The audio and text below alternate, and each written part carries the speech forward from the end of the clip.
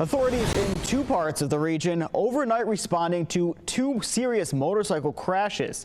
We start in Colonie, where a motorcyclist has died after colliding with a car on Central Avenue late last night. Police say the crash happened around 11 p.m. and the driver of the motorcycle was pronounced dead at the scene. Police went on to say the car involved in the crash stopped and is cooperating with the investigation. And now in Queensbury, a motorcyclist has been seriously injured after a crash just after midnight Friday. The Warren County Sheriff's Office says that the motorcycle was the only vehicle involved in the crash on Gurney Lane.